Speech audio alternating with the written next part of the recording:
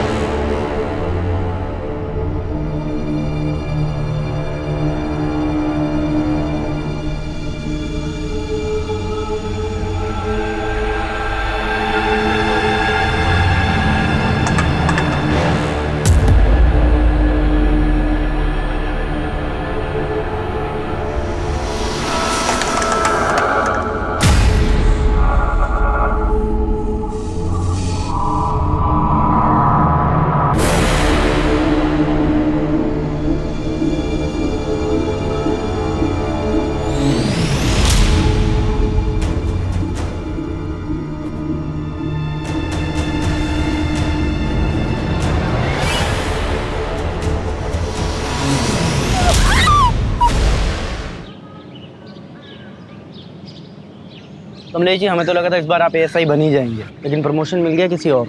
अरे भाई, जब हम पुलिस में भर्ती हुए थे ना, तभी हमको पता चल गया था ये पुलिस की नौकरी मतलब थैंकलेस काम है। हम ऐसा नहीं सोचते हैं। ये एएसआई बनने में जो है रिपोर्ट लिखने का झंझट है। हमारे लिए फील्ड का काम अच्छा है। फील्ड में जाना, लोगों की मदद करना, और उसके बाद ना हम शांति से रिटायर होना चाहते हैं और अपनी बीवी के साथ चैन की जिंदगी काटना चाहते हैं। अरे भाभी जी, बहुत लंबी उम्र है आपकी। अभी कमलेश जी आप ही के बारे में बात कर रहे थे। अच्छा, ये लीजिए आपका टिफिन। इधर रख दो। हाँ, और अंदर रख दो। काहे के लिए परेशान होती हो रोज रोज? हैं, सुबह दे दिया करो ना हमको। सुबह सुबह हम जो टिफिन देते थे आपको, वो तो आप कभी खाते ही नहीं थे। कहते थे कि ठंडा खाया नहीं जाता है, इसलिए गर्मा गर्म लेके आते हैं। तुमको भी रोज काम पे जाना होता है, इतना लंबा आती हो, थक जाती होगी। अरे चिंता मत करो, हम आपसे बहुत जवान हैं। मतलब हम बूढ़े हैं? नहीं, हमने कब कहा कि आप बूढ़े हो गए हो। आप तो हमारे गब्बर है। हम चलते हैं, तुरंत खा लीजिएगा। जी मैम। आप भी अबे मियाँ बीवी की बातें सुनना अच्छी बात नहीं होती। आओ खाना खाते हैं। कमलेश जी, आप वो किस्मत वाले जो आपको इतना प्यार करने वाली पत्नी मिली। बेटा ट्रिक होती है, बीवी के लिए कभी कभी गिफ्ट लाया करो, बाहर ले जाया करो घुमाने के लिए। क्या मजाक मस्ती चलिए, चलने की तैयारी करो। कहाँ चलना है मनीष? मनीष सर, भूल गया? प्रमोशन हो गया है मेरा। जी सर। देख क्या रहे हो, मर्डर केस है। चलो। और चलो चलो चलो।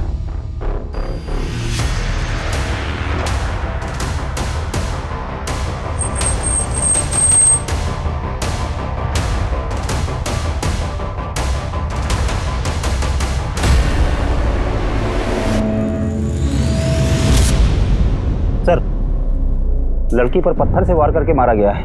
वो तो देख के पता ही चल रहा है। और तुम यहाँ क्या कर रहे हो? इधर उधर देखो, कुछ मिलता है तो जाओ।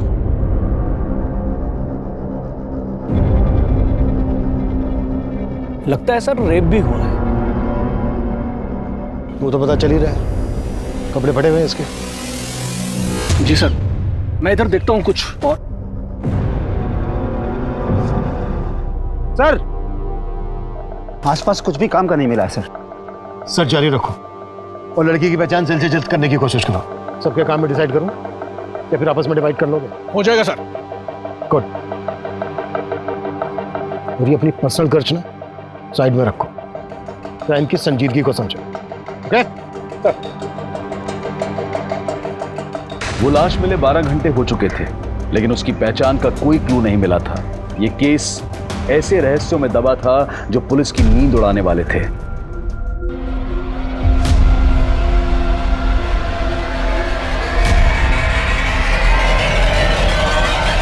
Rarest of the rare rape case है सर। इसका न सिर्फ रेप किया गया है बल्कि ब्रूटली टॉर्चर भी किया गया इसको। इसकी लेफ्ट हैंड की ये चारों उंगलियां फ्रैक्चर, गले पर बाइट मार्क्स हैं दोनों तरफ, और वैसे ही बाइट मार्क्स उसके चेस्ट पर भी हैं। शरीर को बुरी तरह से नोचा खरोचा गया है। गैंग रेप है डॉक्टर? नहीं सर, इसके शरीर से सिर्फ एक ही आदमी का डीएनए मिला है। जिस तरह से इसको रेप करके मारा गया उससे तो यही लगता है कि किलर बहुत ही विकृत मान सकता है।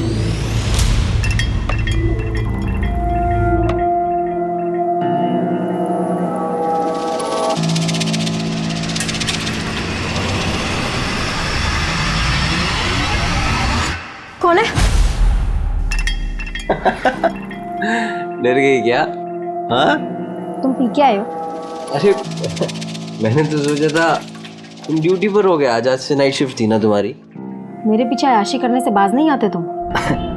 तो तुम यही चेक करने के लिए आज रात ऑफिस ही नहीं गई? हाँ मुझे तुम्हारी तरह जासूसी करने का कोई शौक नहीं है। हाँ। अरे नाराज हो? बोला ना, पीने के बाद मुझे छुआ मत करो।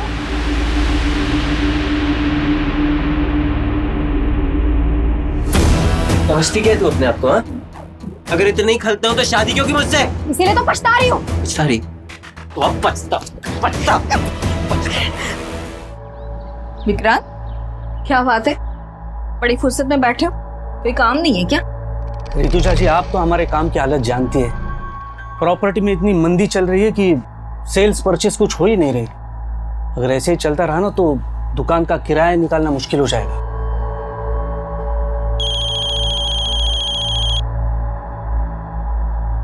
हेलो मैम, आप मेरी हेल्प करने के लिए जल्दी से आ जाइए। वो मुझे परेशान करने फिर से आ गया है। तुम रो मत, मैं आ रही हूँ।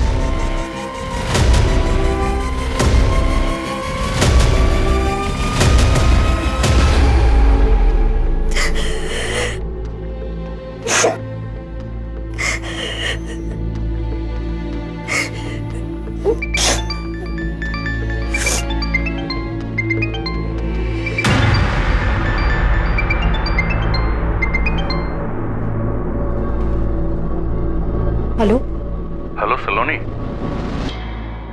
बोल क्यों नहीं रही हो? पैसों का इंतजाम नहीं हुआ क्या?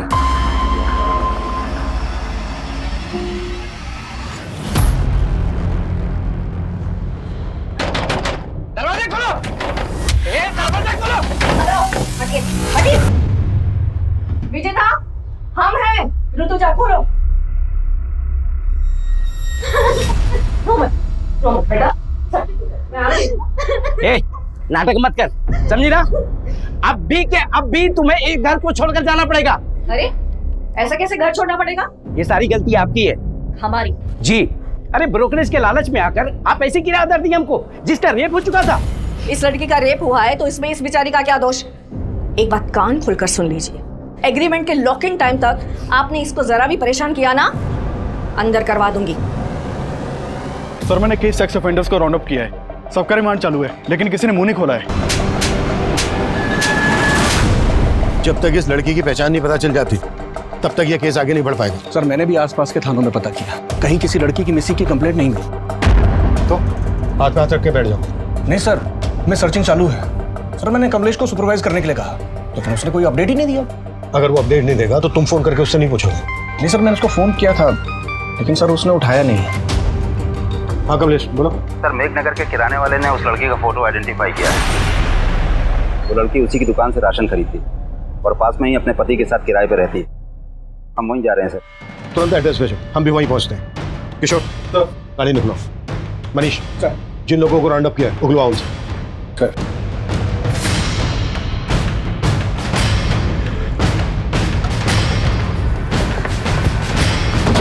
सर सर लड़की का नाम आरती है, अपने पति के साथ किराए पर रहती थी यहीं पर। मकान मालिक बगल में ही रहते हैं। ये सर हरिचरण, आरती के मकान मालिक। ताला खोलो। सर चाबी नहीं है, चाबी मेरे दूसरे घर पे रखी है सर। मैंने लड़के को भेजा है, वो चाबी लेके आता ही होगा। इस लड़की आरती का हस्बैंड कहाँ है? सर अभी तो कुछ पता नहीं, कई दिनों से यहाँ ताला लगा हुआ था। सर साहब आए थे तो मैंने विनोद को फोन भी किया था, लेकिन उसका फोन तो बंद आ रहा है। विनोद ये आरती के हस्बैंड का नाम है? हाँ जी सर। कब से रह रहे थे ये दोनों यहाँ किराए पर? ये तकरीबन 7 महीने हो गए। ये है हमारा सिटिंग एरिया और ये है हमारा घर। पसंद आया तुम्हें?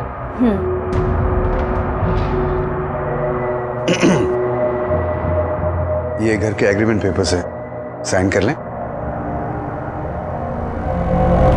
विनोद की पत्नी का इतनी बुरी तरह से रेप हुआ है, मर्डर हुआ है। विनोद गायब कहाँ है? उसका तो मुझे कोई आइडिया नहीं है सर। काम क्या करता था विनोद? विनोद कहता तो था कि मैं जॉब ढूंढ रहा हूँ, लेकिन वो दोनों बहुत ठाठ से रहते थे सर। देख करके कभी ऐसा लगा नहीं कि उनको कोई पैसों की कमी हो। आरती जल्दी करो, मूवी शुरू हो जाएगी। हमेशा लेट।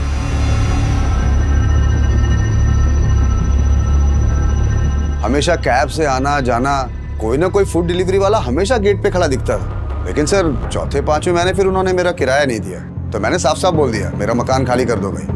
तो आरती ने एक साथ 6 महीने का किराया मुझे दे दिया। पूरे 6 महीने के? जी। ये चोट कैसी लगी आपको? विनोद से कोई झगड़ा हुआ था क्या? नहीं, वो सर मुझे पूरा यकीन है वो कुछ छुपा रही थी। क्या छुपा रही होगी? Any idea? सर अब आइडिया तो नहीं है, लेकिन उनके रिश्ते अब पहले जैसे नहीं रहे थे। रोज घर से मारपीट की आवाजें आती रहती थी। मुझे पूरा यकीन है कि विनोद आरती पे हाथ उठाने लग गया था। ये कहाँ के रहने वाले थे दोनों? सर वो एग्रीमेंट जो है मेरे पास, उसमें पूरा डिटेल एड्रेस मिल जाएगा सर उनका। एग्रीमेंट से सारी डिटेल्स ले लो, एड्रेस, दोनों के फोन नंबर। सर चाबी।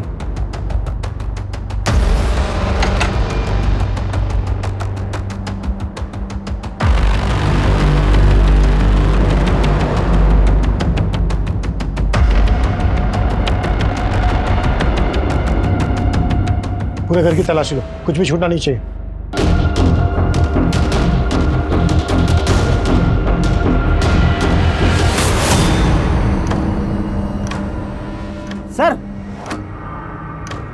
सर कहीं ऐसा तो नहीं कि आरती के पति ने उसका यहाँ पर मर्डर किया हो और फिर लाश जंगल में ले जाके डंप कर दी?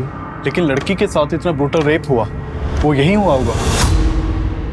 किशोर, ये ब्लड सैंपल फोरेंसिक को भिजवा, पता करो कि ये ब्लड आरती का ही है। गुड जॉब कमलेश, तुमने काफी जल्दी लड़की की पहचान पता कर ली। सर ये एग्रीमेंट आरती के पति विनोद के नेटिव एड्रेस। हो सकता है विनोद यहीं जाकर छुपा हो, चल के पता करते हैं। किशोर, तुम आरती और विनोद के बारे में पता करो, क्या वाकई में उनका रिश्ता इस हद तक पहुंच गया था कि विनोद ने अपनी पत्नी के साथ इतनी बुरी तरह से रेप किया, मर्डर किया, या फिर कहानी कुछ और है।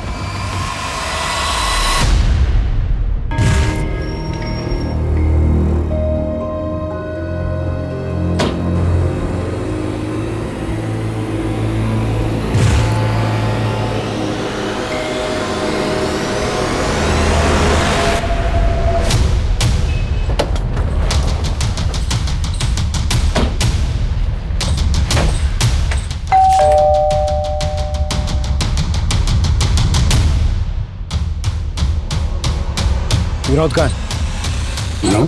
हाँ विनोद, क्या लगता है तुम्हारा? वो मेरा बेटा है साहब, पर अब वो यहाँ नहीं रहता।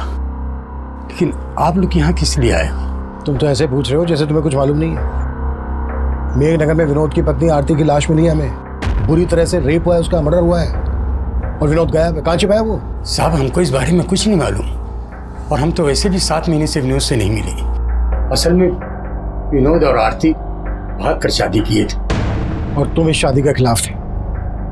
कहीं ऐसा तो नहीं है किसी बात का बदला लिया आरती से? नहीं साहब, मैं बता चुका हूँ आपको कि हम नहीं जानते कि आरती और विनोद कहाँ रहते थे। आरती के घर वाले कहाँ रहते हैं? क्या हमारी बेटी के साथ? किसने किया ये सब हमारी बेटी के साथ? उस विनोद के अलावा कौन होगा पापा? शक तो हमें भी विनोद पर ही है। आप लोगों को सच में नहीं मालूम था कि वो दोनों कहाँ रह रहे थे?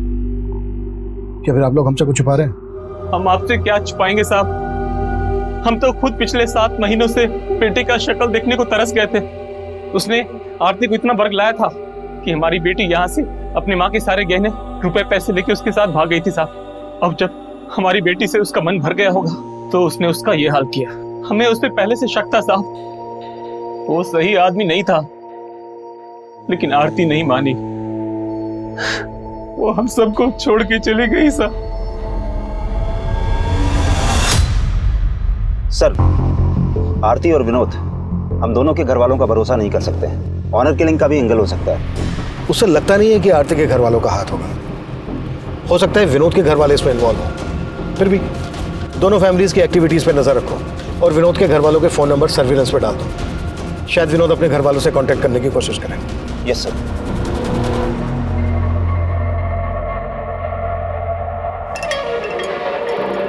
आकाश, ये तुमने ठीक नहीं किया। मुझसे बिना पूछे मेरी 7 लाख की एफडी तोड़वा दी। अकाउंट हम दोनों के नाम से था, उसमें मेरे भी पैसे थे। तुम्हारे सिर्फ 1.5 लाख रुपए थे। मुझे मेरे पैसे वापस चाहिए। वो पैसे मैंने इन्वेस्ट कर दिए। क्या? मुझसे बिना पूछे मेरे पैसे इन्वेस्ट कर दिए? तो तुम मुझसे सब कुछ पूछ कर करती हो क्या? मुझे तुमसे बहस करने की जरूरत नहीं है, मुझे मेरे पैसे वापस चाहिए तुरंत। मैंने बोला ना तुमसे, वो पैसे मैंने इन्वेस्ट कर दिए हैं। कहाँ इन्वेस्ट कर दिए पैसे?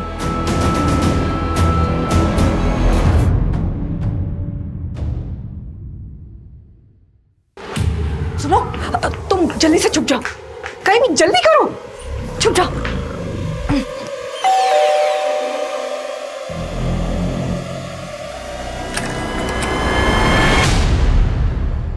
ऋतुजा, मुझे दोबारा से जाना है, जल्दी से कुछ खाने को दे दो। अरे अभी तो आए और अभी जाने की बात कर रहे हो? अरे एक केस के सिलसिले में जाना है, मुश्किल केस है थोड़ा सा, अगर ध्यान नहीं दिया तो कोई बेगुनाह फंस सकता है।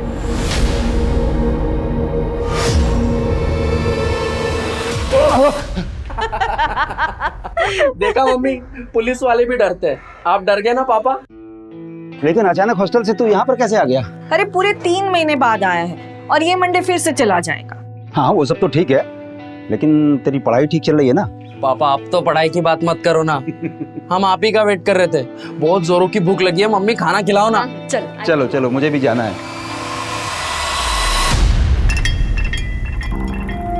तो तुम मेरा पीछा कर रहे हो?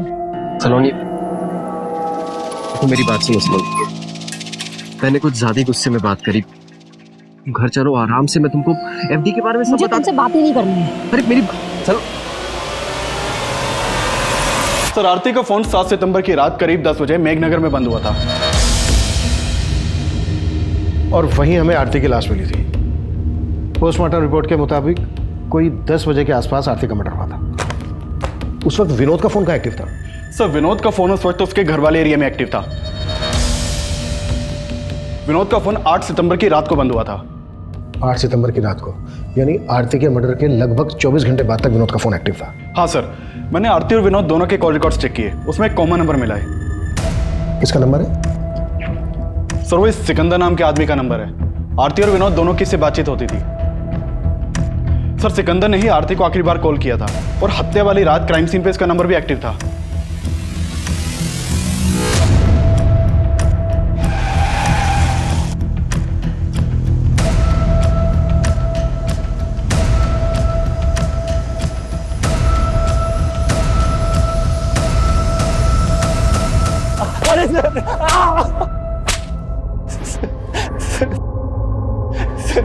सर मैं सच कह रहा हूँ, मैंने आरती के साथ कुछ नहीं किया।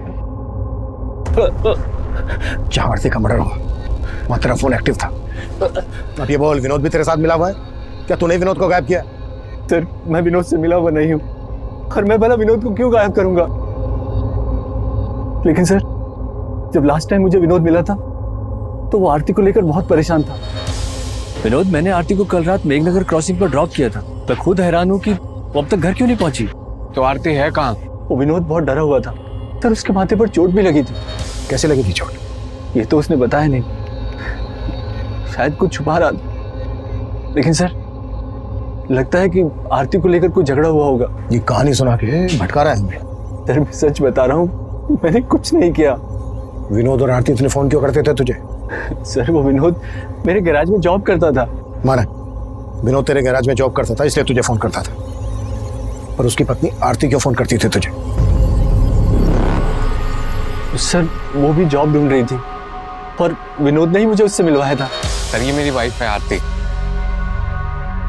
ये भी जॉब करना चाहती है। आपके तो बहुत सारे कॉन्टेक्ट्स हैं ना, इसको भी कहीं पे जॉब पे लगवा दीजिए ना। वो आरती के लिए जॉब ढूंढ रहा था या फिर तेरी बुरी नजर थी उस पर? क्या किया तूने उसके साथ? सर मेरा विश्वास कीजिए, मैंने आरती के साथ कुछ नहीं किया। उस रात भी वो मुझे रास्ते पर मिल गई थी। वो घर जाने के लिए ऑटो ढूंढ रही थी तो मैंने उसे मेघनगर क्रॉसिंग पर ड्रॉप किया था। आई एम सो सॉरी आरती, मैं थोड़ा जल्दी में हूँ, मुझे सीधे निकलना है, वरना तुम्हें घर तक छोड़ दूँ। इट्स ओके सर, कोई बात नहीं। Bye. Bye.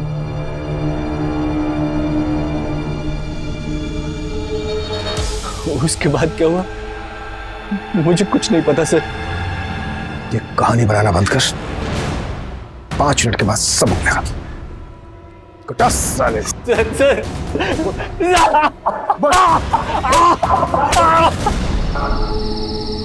Auto auto.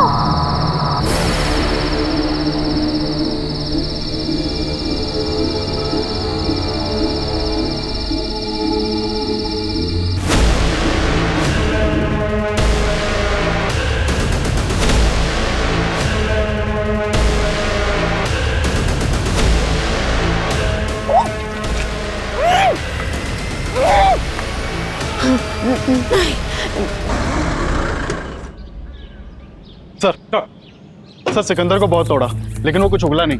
DNA लो और आरती की बॉडी से जो मेरे रेपिस्ट का डीएनए मिला मैच करो। सर विनोद पर क्या लीड है? सर उसके फादर का फोन सर्विलेंस पे, लेकिन कुछ भी सस्पिशियस नहीं मिला।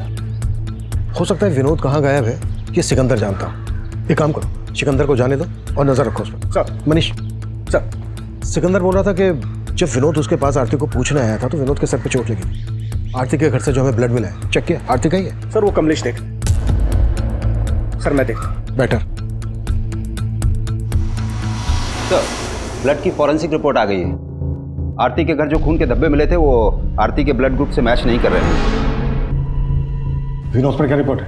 सर विनोद की तो कोई लीड नहीं मिली, लेकिन मैंने आरती के घर वालों की एक्टिविटीज चेक की।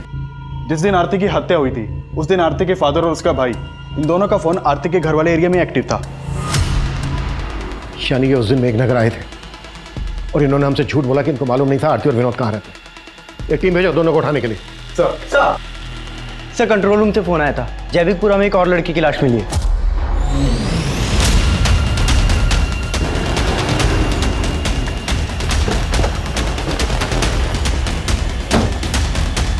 पीछे हो जाओ।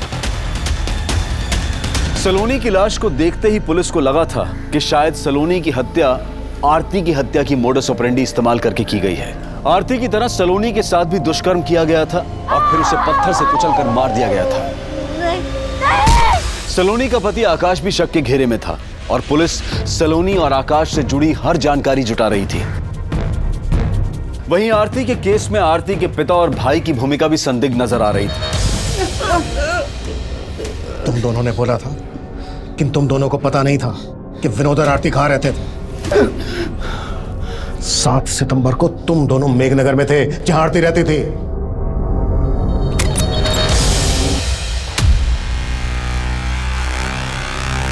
अंदर देखो। आरती, आरती। पापा अंदर भी नहीं है आरती। कहाँ है आरती? आरती नहीं है यहाँ पापा। पापा इससे जारी जोड़ेगा? मार के खत्म कर देंगे। मार देंगे। मार।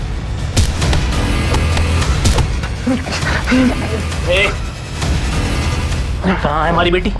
मुझे नहीं मालूम है। ये नहीं मानेगा ये। फोन कहाँ है इसका? आरती का नंबर होगा। आरती तू कहाँ है बेटा? पापा। आरती, आरती बता। साले हम लोग घबरा गए थे और हम दोनों वहां से चले गए थे साहब। ऐसे नहीं उगलेंगे ये दोनों। कटस! इन पैसे भरोसा नहीं कर सकते। इनका भी डीएनए लो और रेपिस्ट के डीएनए से मैच करवाओ। हाँ मनीष बोलो। सर ये सलोनी और आकाश की आपस में बनती नहीं थी। पड़ोसियों ने कहा कि वो आपस में काफी झगड़ा करते थे और उसी की एक कुलीग ने कहा कि वो तो अपने पति से डाइवोर्स लेने तक की बातें कर रही थी। सर ये क्या बोल रहे हैं आप? सर झगड़े किन मियाँ बीवी के बीच में नहीं होते। ड्रामा बंद करिए, सब पता है हमें। सलोनी की हत्या से 3 दिन पहले तूने तेरी और सलोनी की 7 लाख की एफडी तोड़वाई थी। और क्या क्या किया तूने अब ये तो हमें बता। सर मैं सच कह रहा हूँ, मैंने कुछ नहीं किया। जरूर इस सब में उसके चाचा का हाथ है। वो उससे 12 लाख रुपए मांगकर उसको टॉर्चर कर रहे थे सर। क्या? जी सर, सलोनी के पेरेंट्स की डेथ के बाद सलोनी के चाचा ने उसके घर पर कब्जा कर लिया था और उसे 12 लाख की मांग कर रहे थे कि अगर वो 12 लाख रुपए दे दे तो वो घर छोड़ देंगे। और सलोनी पैसा देने के लिए तैयार भी हो गई थी, इसलिए मैंने वो एफडी तोड़वाई थी सर। मुझे तुमसे बहस करने की जरूरत नहीं है, मुझे मेरे पैसे वापस चाहिए तुरंत। मैंने बोला ना तुमसे, वो पैसे मैंने इन्वेस्ट कर दिए हैं। देखो आकाश, प्लीज मुझे मेरे पैसे वापस कर दो। मुझे चाचा को 12 लाख रुपए का इंतजाम करके देना है। वो तुम्हारा अपना घर है, अपने घर के लिए तुम 12 लाख क्यों दोगी? वो पैसे तो मैंने बचा लिए, लेकिन बाद में मैंने चेक किया तो घर से सलोनी के गहने गायब थे। घर से सलोनी के गहने गायब और ये बात तू हमें अब बता रहा है? सर मैंने कल रात में ही चेक किया था। अरे ऋतुजा जी, आइए आइए। दरअसल हम आप ही के बारे में इनसे बात कर रहे थे। अच्छा, हाय विष्णु, नमस्ते, बैठिए। Nice to meet you. वैसे विक्रांत भाई आपके बारे में बड़ी तारीफ कर रहे थे। अच्छा, दरअसल वो अपना दफ्तरगंज वाला एरिया है ना, वहाँ की जमीन इन्हें पसंद है, खरीदना चाहते हैं। बस इनकी एक छोटी सी डिमांड है। डिमांड? जी, और वो डिमांड सिर्फ आप ही पूरी कर सकती हैं। लेकिन आपकी डिमांड क्या है?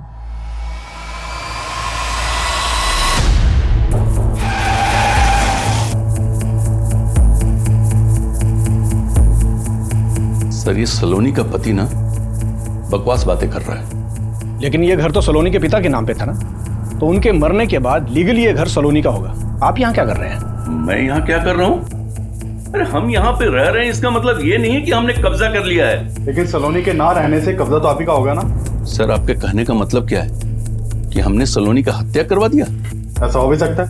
वैसे सलोनी से 12 लाख किस बात के मांग रहे थे आप? सर, सलोनी के पिता की तबीयत हमेशा खराब रहती थी और उनकी बीमारी का सारा खर्च हमने उठाया था, और इसीलिए मैं सलोनी को बार बार फोन करके ये बताया करता था कि मेरे 12 लाख मुझे लौटा दो और ये घर का कब्जा ले लो, और वो तैयार भी थी मुझे पैसे देने के लिए। लेकिन उसका पति ना, मैं जानता हूं, वही उलूल जुलूल की बातें आप लोगों के कान में फूंक रहा है। उसका हिसाब हम कर लेंगे। आपको हमारे साथ चलना होगा, आपका भी डीएनए होना है। मेरा? सर, सलोनी का पोस्टमार्टम रिपोर्ट मैंने बहुत ही क्लोजली एग्जामिन किया है, और आरती और सलोनी के दोनों की हत्या में एक ही जैसी सिमिलैरिटीज हैं। जैसे सर पे पत्थर मार करके इनकी हत्या की गई, उसके अलावा लेफ्ट हैंड की चारों उंगलियां फ्रैक्चर, और फिर ये गर्दन पर बाइट मार्क्स। डॉक्टर, सलोनी की बॉडी पे जो रेपिस्ट का डीएनए मिला है, वो डीएनए आरती की बॉडी पे मिले डीएनए से मैच करता है क्या? सर, वो तो डीएनए रिपोर्ट आने के बाद ही क्लियर हो पाएगी। और मेरा मानना है सर कि दोनों का रेपिस्ट और कातिल एक ही आदमी है। वो इसलिए क्योंकि अगर आप गौर से देखें तो इन दोनों के गर्दन पे जो बाइट मार्क्स हैं बिल्कुल एक जैसे हैं। इसका मतलब आरती के रेप और मर्डर के लिए हम जिन लोगों पर शक कर रहे हैं वही सलोनी के रेप और मर्डर के सस्पेक्ट है। कमलेश सर, चेक करो, ये आरती और सलोनी एक दूसरे को जानती थी क्या? इन दोनों में कुछ कॉमन कनेक्शन है क्या? काफी कोशिशों के बावजूद पुलिस को सलोनी और आरती के बीच में कोई कॉमन कनेक्शन नहीं मिल रहा था, लेकिन यह साफ लग रहा था कि इन दोनों लड़कियों के साथ दुष्कर्म करने वाला और उनकी हत्या करने वाला आदमी एक ही था। देखते ही देखते इन दोनों केसेस ने पूरे क्षेत्र में हड़कंप मचा दिया। विमेन सेफ्टी को लेकर पुलिस पर सवाल उठने लगे, और इसी दौरान कुछ ऐसा हुआ जिसने पुलिस को फिर से हैरान कर दिया। कमलेश, कहां था तू? ये टाइम है आने का? रो क्यों रहा है? मनीष, क्या हुआ? ऋतुजा का कुछ पता नहीं चल रहा है यार।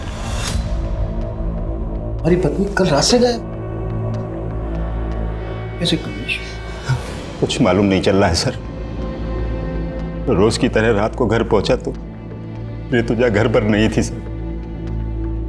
नॉर्मली 6-7 बजे तक घर पहुंच जाती है। इधर हमने इंतजार किया लेकिन वो आई नहीं। फिर हमने उसके पार्टनर विक्रांत को फोन लगाया सर। विक्रांत, ऋतुजा अभी तक घर नहीं पहुंची है, तुमसे कुछ बोल के गई है क्या? वो तो शाम को 5:30-6 बजे के आसपास ही दुकान से निकल गई है। सर, रात भर ढूंढते रहे लेकिन कुछ। कमलेश, ये बात तुमने हमें रात ही क्यों नहीं बताई? सर, हमें लग रहा था कि मिल जाएगी, लेकिन अब कुछ समझ में नहीं आ रहा है सर। कमलेश, हिम्मत रखो, हम ढूंढ लेंगे तुम्हारी पत्नी ऋतुजा को। सर,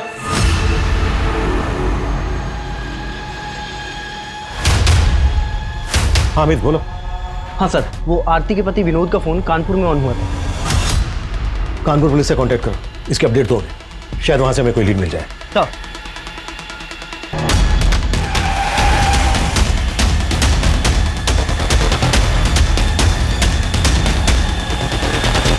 ऋतुजा जी को लेकर मैं खुद परेशान हूं सर। मुझे समझ में नहीं आ रहा कि वो कल रात घर क्यों नहीं गई। कल ऋतुजा जी कितने बजे निकली थी यहाँ से? करीब 5:30 बजे। विक्रांत, वो राजीव नगर वाला घर अगले महीने खाली हो रहा है, तो उसके लिए किराएदार ढूंढना है। हम चलते हैं, बाकी की बात सुबह करेंगे। और उन्होंने आपको बताया था कि वो कहाँ जा रही हैं? नहीं सर, बताया तो नहीं था, लेकिन मुझे तो लगा कि वो घर ही गई होंगी। आपको किसी पे शक है? शक तो नहीं है सर, लेकिन हाँ, एक बात थी जो मैं कमलेश जी को फोन पे बताना भूल गया। कैसी बात? सर, कल एक विष्णु नाम का आदमी आया था। हमारा दफ्तरगंज वाला एरिया है, वहां की जमीन खरीदनी थी उसे, लेकिन उसकी एक डिमांड थी जो ऋतुजा जी को पसंद नहीं आई। आपकी डिमांड क्या है? एक्चुअली ऋतुजा जी, वो जो जमीन है उसके एकदम पास एक छोटी सी जमीन का टुकड़ा है जहाँ पे कुछ झुग्गी झोपड़ियाँ भी हैं। मैं चाहता हूँ कि वो जमीन का टुकड़ा हमें मिले। वो जमीन उन आदिवासियों की है, आपको कैसे मिल सकती है?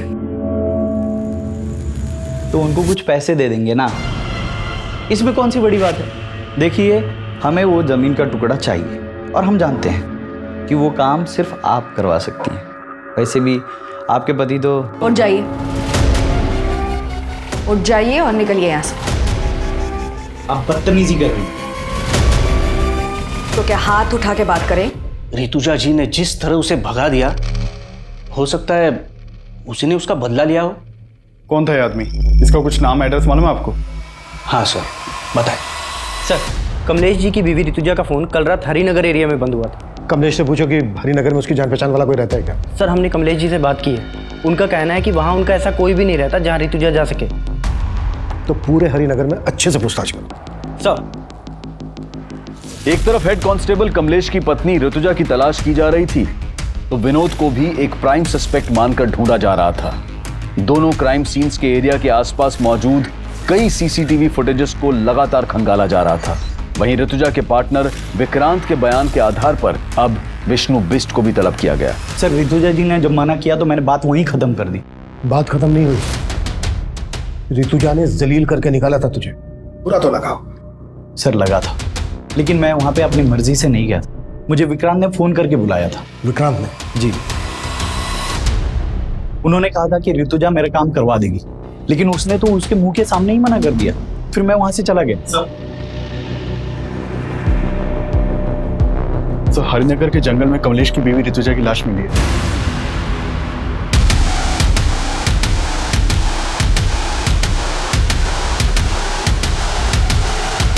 पीछे पीछे पीछे।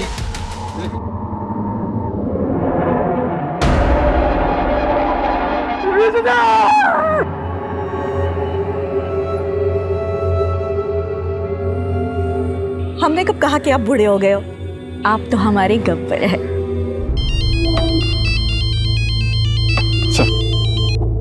हेलो, ठीक है सर, विनोद कानपुर में पकड़ा गया है।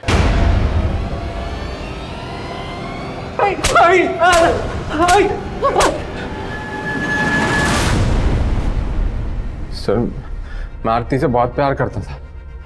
मैंने कुछ नहीं किया है। फिर भागा क्यों था? सर, मैं डर गया था। उस दिन जब आरती के घर वाले आए तो उन्होंने मुझे बहुत मारा। तब तो मैं वहां से चले गए थे, लेकिन उस रात आरती घर पर नहीं आई। और फिर आरती की हत्या की खबर पढ़ के मैं बहुत डर गया था सर। डर गया था? अगर डर गया था तूने कुछ नहीं किया तो डरने की क्या जरूरत है? सर, मुझसे गलती हो। पैसों की तंगी में मैंने आरती की लाइफ बर्बाद कर दी। पैसे की तंगी? तो कहना क्या चाहता है? सर, मैं चाहता था कि आरती की जॉब लग जाए, लेकिन सिक्का ने मुझसे कहा कि अगर मैं आरती को उसके साथ... वो तुम्हें समझ में आ रहा है? तुम क्या बोल रहे हो? आरती, समझने की कोशिश करो। 3 महीने से किराया नहीं दिया है, कुछ नहीं बचा है हमारे पास। और आरती, अगर तुम नहीं मानी ना तो मकान मालिक हमें घर से बाहर निकाल देगा। तुम ये कहना चाहते हो कि मैं चंद पैसों... आरती, चंद पैसे नहीं है, जरूरत है हमारी अभी। तो क्या करें, घर चले जाएं? एक्सेप्ट करेंगे वो? मार डालेंगे आरती हमें। आरती, जब तक मुझे कुछ अच्छा काम नहीं मिलता तब तक कर लेते हैं ना।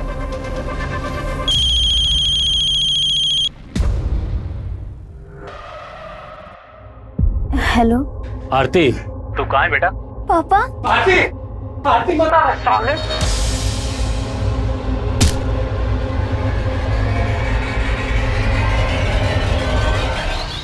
तो जब मुझे पता चला कि आरती के साथ इतना सब कुछ हुआ है तो मेरा शक सीधा सिकंदर पर ही गया।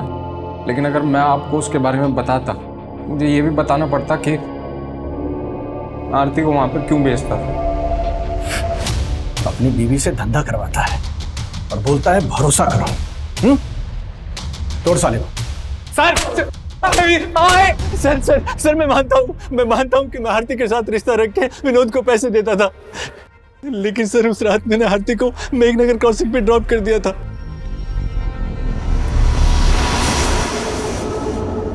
उसके बाद आरती के साथ क्या हुआ मुझे सच में कुछ नहीं मालूम सर।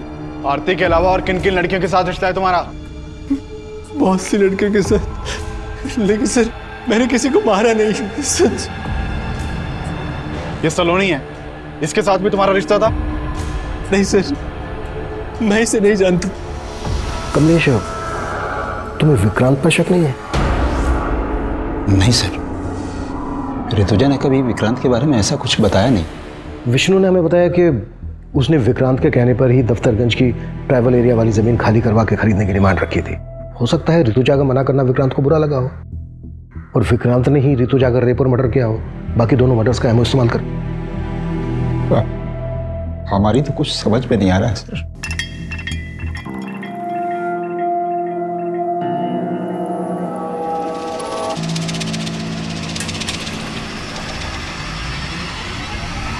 सर मैंने दोनों क्राइम सीन के आसपास की सीसीटीवी फुटेज चेक की, उसमें एक कॉमन आदमी नजर आया है। ये देखिए सर, ये आदमी मेघनगर में आरती के पीछे जाता हुआ दिख रहा है और जैविकपुरा में सलोनी के पीछे है। कौन ये आदमी? सर खबरियों से पता लगवाया मैंने, ये एक चरसी है, नशे के लिए चोरी लूट करता है, हमने इसे उठवा लिया है। सर मैंने किसी को नहीं मारा सर। सर मामूली सा चोर हूँ सर, रेप नहीं किया सर मैंने। सर मैंने कुछ नहीं किया सर। कुत्ता। सर नहीं। सर वो चरसी भी कुछ नहीं हुआ है। उसका वीडियो ले लो और ऋतुजा के मर्डर के दौरान कमलेश की एक एक एक्टिविटीज चेक करो। सर। किशोर, तीनों विक्टिम्स का कातिल अभी तक पकड़ा नहीं गया है। वो जल्द से जल्द हमारी गिरफ्त में होना चाहिए, इससे पहले कि वो किसी और को अपना शिकार बनाए।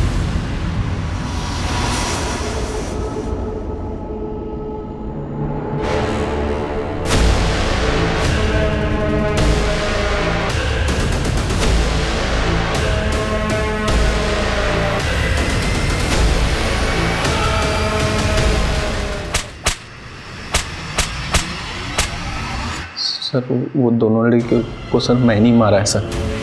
लेकिन तीसरा मर्डर मैंने नहीं किया सर। सर नशा करने के बाद मुझे पता नहीं चलता है सर मैं क्या कर रहा हूँ क्या नहीं कर रहा। कुत्ता साले। नहीं सर। सर आप कहना क्या चाहते हैं? हमने वो मर्डर? हाँ यही कह रहा हूं मैं, वो मर्डर तुम ही ने किया। सर ऋतुजा हमारी बीवी थी, आप जैसा सोच रहे हैं वो गलत है। पिछले 25 सालों से पुलिस की नौकरी कर रहे हैं, आज तक वर्दी पर दाग नहीं आने दिया है। कमलेश, ये किताबी बातें बंद करो। तो आप भी फैक्ट रखिए ना सर। हमें फंसाने की साजिश हो रही है सर। कैसे साजिश? जो भी कहना चाह रहे हो खुल के बोलो। हम कुछ नहीं कहना चाहते सर। अगर आपको लगता है कि हम कातिल हैं तो प्रूव करके दिखाइए।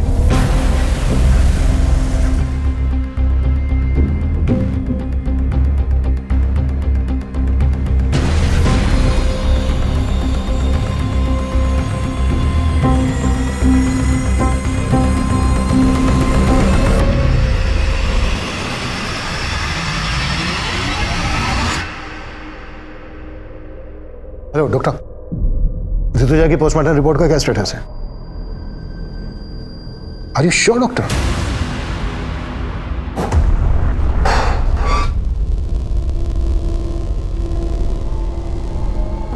सर क्या है ये सब? इतने सालों काम करने की। तुम प्रूव करने की बात कर रहे थे ना, अब हम प्रूफ के साथ आए हैं। कहना क्या चाहते हैं आप? वो ये कि तुम्हारी पत्नी ऋतुजा की बॉडी पे जो खरोंच के निशान मिले हैं वो आरती और सलोनी की बॉडी पे मिले खरोंच के निशान के जैसे तो हैं, लेकिन एक ही आदमी ने नहीं बनाए। हाँ, कुछ समझा नहीं। ऋतुजा की बॉडी पर खरोंच के निशान पर्पसली बनाए गए। आरती और सलोनी की बॉडी पर जो खरोंच के निशान मिले हैं वो तब बने जब वो जिंदा थी। अभी बात हुई मेरी डॉक्टर से, डॉक्टर का कहना है कि ऋतुजा के गले पे जो बाइट मार्क है वो आरती और सलोनी के गले पे मिले बाइट मार्क से बिल्कुल अलग है, मतलब अलग आदमी का है। डॉक्टर ने यह भी बताया कि ऋतुजा का रेप नहीं हुआ था, जबकि आरती और सलोनी का रेप हुआ था।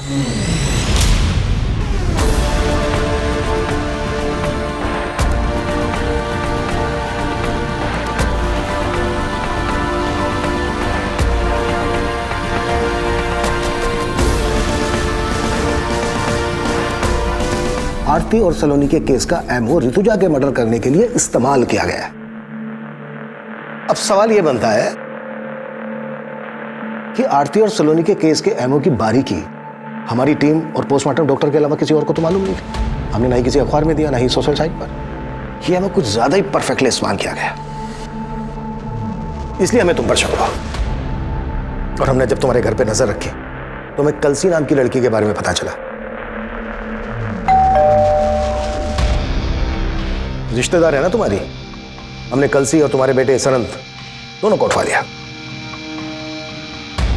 सर, हम और सारंत एक दूसरे को बचपन से जानते हैं। हम अपनी सारी प्रॉब्लम्स हमेशा सारंत के साथ ही शेयर करते थे और हमें पता ही नहीं चला कि हम कब एक दूसरे के करीब आ गए। तुम दोनों तो कजन हो ना, फिर भी।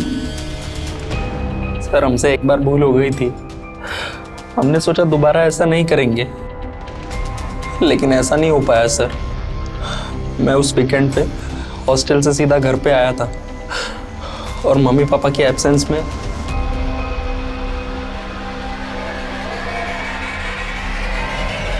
सारंग, बेशरम, शर्म नहीं आई तुझे? हाँ, कजिन हो तुम उसकी, बड़ी बहन हो।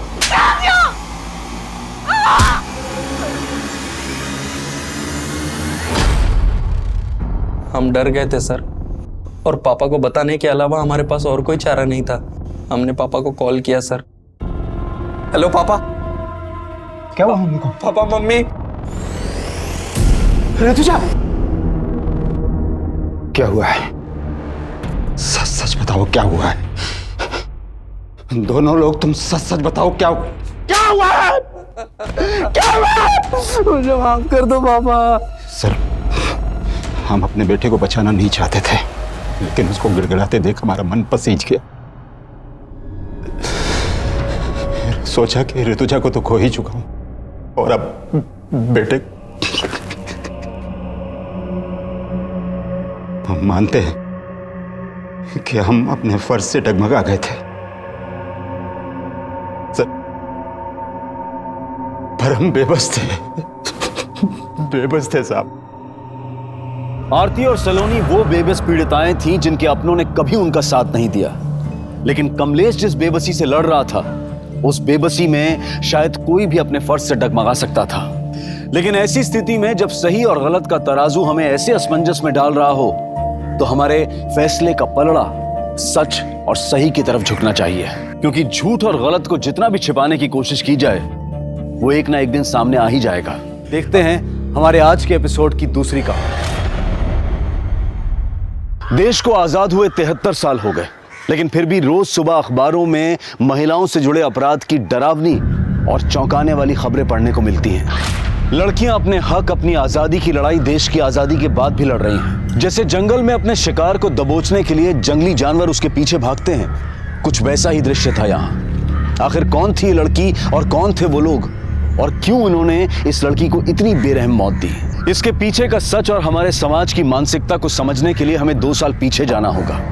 ये कहानी है 2 बहनों की, प्रिया और चित्रा।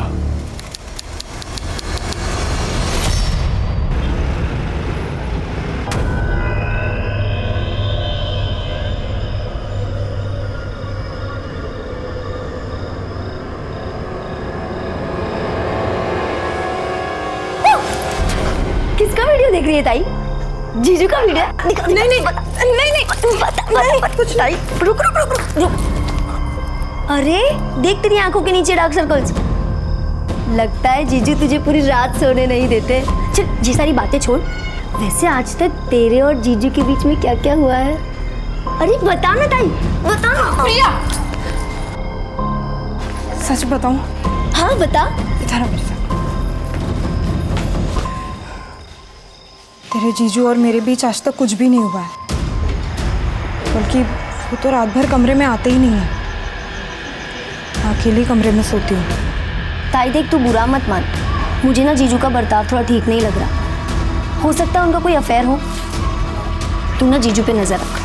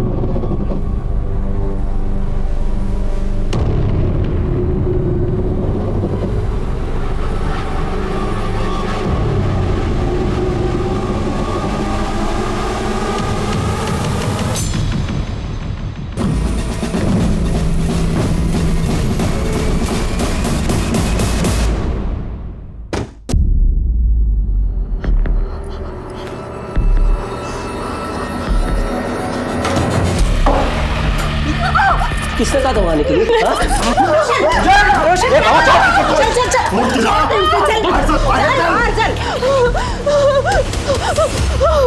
शांत हो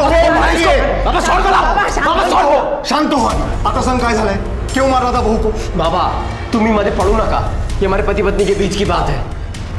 रोशन, मैंने कहा था ना आपसे, उस लड़की में जरूर कुछ खोट है। जब चाहो मंदिर में बैठी रहती है, बड़बड़ाती रहती है। उसके आस पड़ोस के लोग भी उसके बारे में अच्छी बातें नहीं करते हैं। उसको कैसे आपने पसंद किया, देवत जाने बाबा। रुक्मिणी,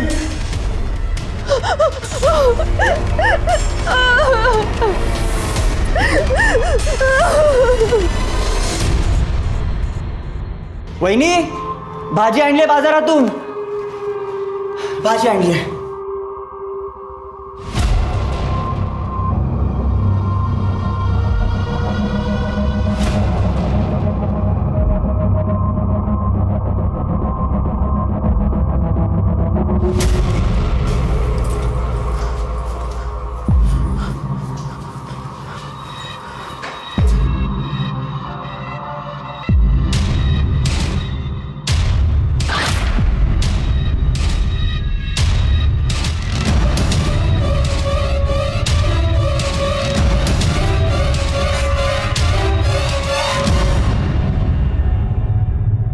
तुला काय वाटलं तू यहाँ कुछ भी करेगी और हम देखते रहेंगे?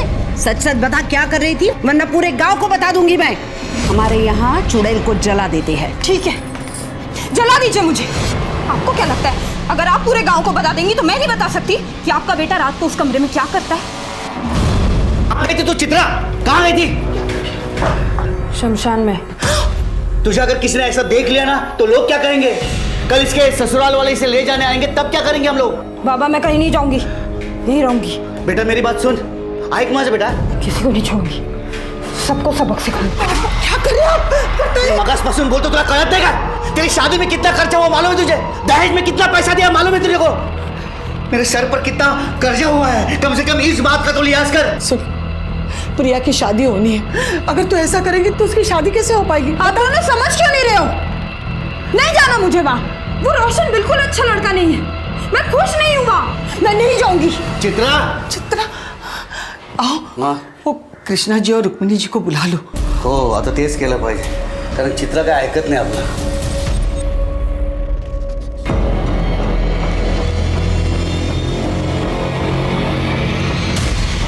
बचाओ!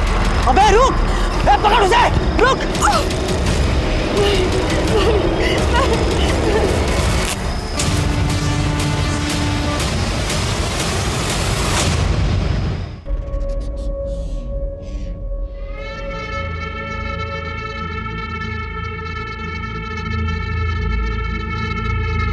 चित्रा बेटी, चित्रा बेटी मेरी बात सुनो, अब गुस्सा छोड़ दो। छोड़ दो मुझे, छूना नहीं। क्या हुआ चित्रा बेटा, सुनो। छोड़ो मुझे। क्या कर रही हो तुम? क्या कर रही हो तुम? चित्रा, क्या है ये?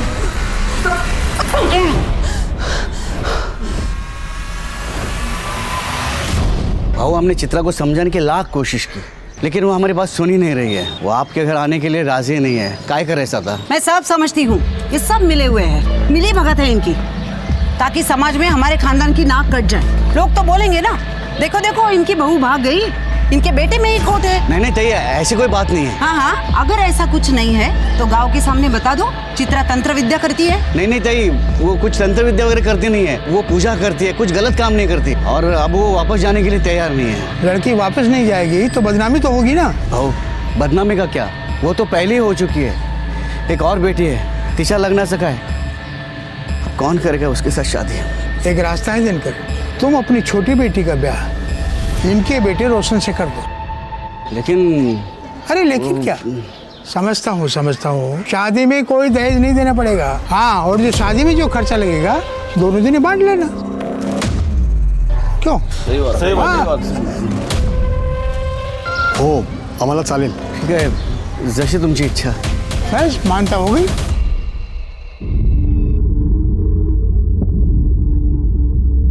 प्रिया, तू सच में रोशन से शादी करने जा रही है? प्रिया मेरी बात सुन, रोशन अच्छा लड़का नहीं है, तू वहां खुश नहीं रहेगी। वो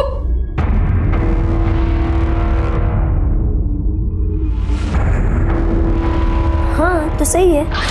प्रिया, तूने उसकी बात नहीं सुनी ना, तो वो तुझे मारेगा, गाली देगा। ताई, मैंने तय कर लिया है कि मैं रोशन से ही शादी करूँ।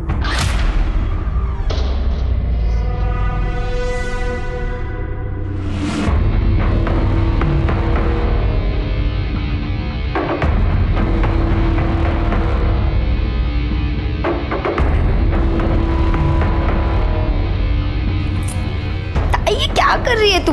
चुप रह। और ऐसे रोज एक चुटकी बबूल पानी में मिलाकर पीना, हाँ? इससे वो तुझे मार नहीं पाएगा। क्या बोल रही है ताई? हंसती क्या है? हाँ, जो कह रही हूँ ना वो सुन, और ये रख। ठीक है ताई। हंसती है।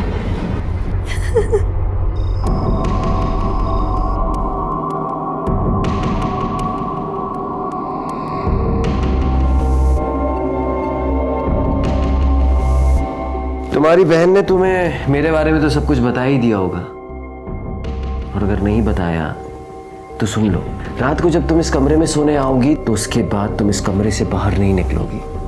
सुबह तक तुम कुछ देखोगी या तुम कुछ सुनोगी, और अगर ये सब कुछ तुम ठीक तरीके से करती हो तो तुम्हें कोई परेशानी नहीं होगी।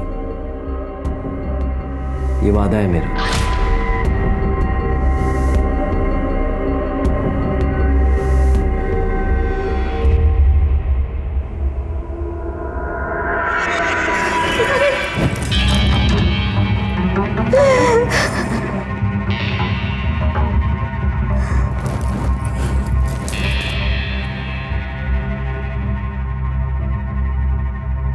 चिंता मत करो, मैं कल भी तुम्हारी थी, आज भी तुम्हारी हूँ, और कल भी तुम्हारी ही रहूंगी।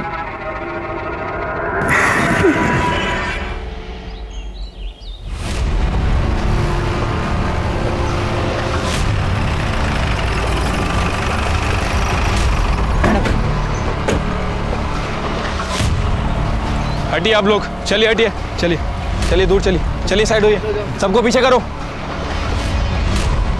23-24 साल की लगती है मैडम, बॉडी को आधा जलाया गया है, हो सकता है कि रेप भी किया गया। फिर इसे पूरी तरह से क्यों नहीं जलाया, या फिर आइडेंटिटी छुपाने की कोशिश की है? किसी ने कुछ देखा है? नहीं मैडम। शिरके, इस पूरे इलाके में बस एक ही घर है। किसका घर है ये? मेरा घर है मैडम, मैंने आपको फोन करके बुलाया। अच्छा, क्या देखा आपने? सुबह उठकर मैं इधर से जा रहा था, तभी मैंने लाश देखी। सुबह देर रात कुछ गड़बड़ फील हुई आपको? हाँ मैडम, कल रात को मैं पेशाब के लिए बाहर आया था, तभी मैंने गोली चलने की आवाज सुनी। मुझे लगा विद्रोही आ गए, इसके लिए मैं डर के अंदर भागा। मतलब ये विद्रोहियों का काम है? नहीं, मुझे नहीं लगता है विद्रोहियों का काम है। अगर विद्रोही इस लड़की के साथ कुछ गलत करते तो इस तरह से बॉडी आधी जलाकर नहीं छोड़ देते, इसकी आइडेंटिटी छुपाने की कोशिश नहीं करते। ये किसी और का काम है। एक काम करो, आसपास अगर चेक करा, फॉरेंसिक टीम को बुलाओ। और बॉडी पोस्टमार्टम के लिए भेजो। ठीक है मैम। सर जवाब दीजिए, सर जवाब दीजिए, सर ये कहीं एक और रेप केस तो नहीं? शहर इतना असुरक्षित क्यों होता जा रहा है? आखिर पुलिस कुछ कर क्यों नहीं रही है? जवाब दीजिए सर। देखिए, इस केस की जांच के लिए मुझे भी भेजा गया है। जांच होगी और जैसे हमें कुछ डिटेल्स पता चलेंगी हम आपके साथ शेयर करेंगे। सर, आपने कहा कि आप स्पेशली इस केस के लिए आए और आपके पास कोई डिटेल नहीं है। इसे आपकी लापरवाही समझे या कोई कैजुअल एटीट्यूड? ये इतना बड़ा केस हुआ, आपको कैजुअल लगता है? कैजुअल लगता है आपको? आप लोग अपना काम कीजिए, मुझे अपना काम करने दीजिए। चलिए हटिए। सर जवाब दीजिए, सर जवाब दीजिए। जनता की सुरक्षा करने वाले इतने लापरवाह क्यों हो चुके हैं? ये सवाल बहुत जरूरी हो चुका है। बॉडी की पहचान हुई? नहीं सर, बॉडी का चेहरा बहुत बुरी तरह से जल चुका है और बॉडी पर ऐसा कोई निशान नहीं है जिससे उसकी शिनाख्त हो सके। लेकिन सर, आसपास के सभी पुलिस स्टेशन में मिसिंग की कंप्लेंट है या नहीं चेक करने के लिए मैंने शिंदे को भेजा है। वैसे जलाने के लिए इस्तेमाल क्या किया है? पेट्रोल या kerosene? I think petrol. Forensic report से कंफर्म हो जाएगा। मैं coming sir. Sir postmortem report आइए। सर रेप केस है, पहले रेप और फिर जलाया। विक्टिम की डेड बॉडी जली हुई पाई गई थी। मीडिया ने गैंग रेप का अंदाजा लगाया और इसका नतीजा ये हुआ कि ये केस देश भर के लोगों की निगाहों में आ गया और दिसंबर 2019 का ब्लैक हेडलाइन केस बन गया। जब तक इन दरिंदों को फांसी नहीं होती ना, तब तक कुछ नहीं बदलेगा।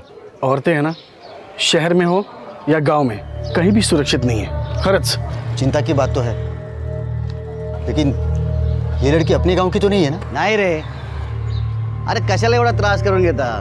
यहाँ सब कुशल मंगल है। गणपति बाप्पाचा आशीर्वाद आहे ना आपल्या पाठीशी। हमारी भाऊ बेटियों के साथ ऐसा अनर्थ नहीं होगा। पण जे झालंय ना ते भयानक झालंय।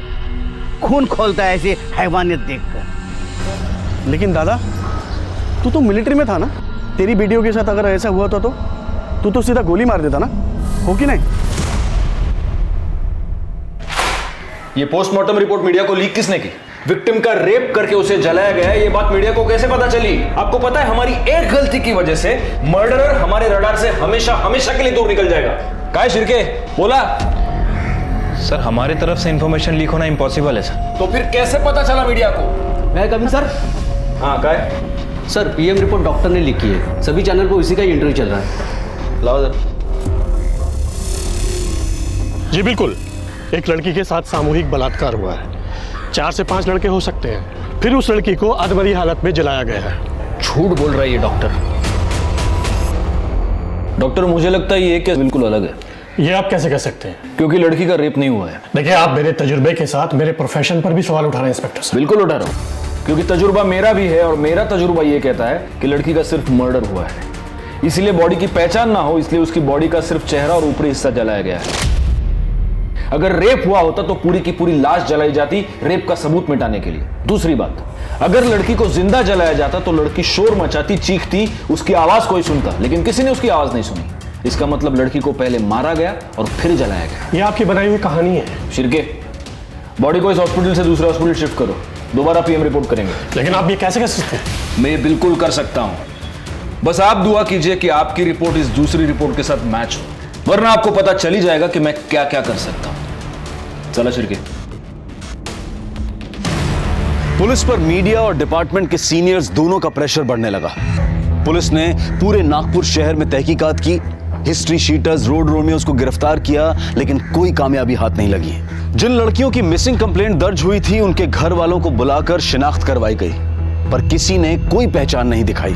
आखिर कौन थी ये लड़की और क्या इस अनजान लड़की की मिसिंग कंप्लेंट दर्ज भी हुई थी? पुलिस ने अपने प्रयासों में कोई कमी नहीं छोड़ी और आखिरकार उन्हें इस केस से जुड़ा पहला क्लू मिला। इंस्पेक्टर साहब, हमारे जो पड़ोसी है ना, उनकी बहू बहुत दिन से गायब है और वो जो लोग हैं उसे ढूंढने की कोशिश भी नहीं कर रहे हैं, ना कि उसके मायके के लोगों को कुछ बता रहे हैं। क्या नाम है लड़की का? प्रिया। और पति का? रोशन वाघमारे।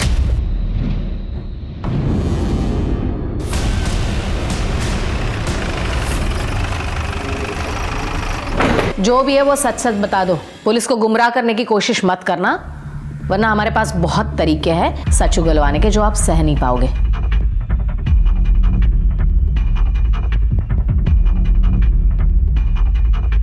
किसके लिए?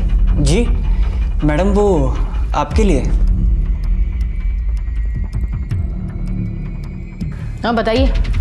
वो अपने बॉयफ्रेंड के साथ भाग गई। कब? और आपको कैसे पता वो बॉयफ्रेंड के साथ भाग गई? उस रात एक हॉर्न की आवाज़ सुन के मेरी नींद खुली। इतनी रात में कौन हॉर्न बजा रहा है ये देखने के लिए मैं खिड़की पे आया।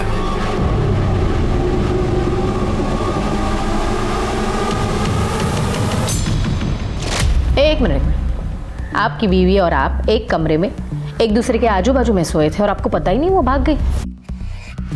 नहीं, वो उस रात मैं दूसरे कमरे में सोया था। क्यों? मेरा व्रत था इसलिए। क्या हम ये कहानी मान ले? आपकी बीवी भाग गई, कंप्लेन क्यों नहीं लिखवाई? वो कैसे बताते? बदनामी से किसे डर नहीं लगता है। और हमारी बहू तो उसके आशिक के साथ भाग गई, ये जानने के बाद तो गांव वाले हमारा जीना मुश्किल कर देते। आपको भी डर था बदनामी का? इज्जत कमाने में सालों लग जाते हैं। देख, 2 कौड़ी की लड़की के लिए इज्जत को कैसे दांव पे लगा सकते हैं? ये बताइए उसके बॉयफ्रेंड का नाम क्या है? उसका नाम शायद नवीन था। शिरके प्रिया की मोबाइल सर्विलेंस पे लगा दो, उसकी कॉल डिटेल्स निकलवाओ, पता करो वो सबसे ज्यादा किससे बात करती है। एक बार उसके बॉयफ्रेंड का पता चलेगा तो उस तक पहुंचना आसान होगा।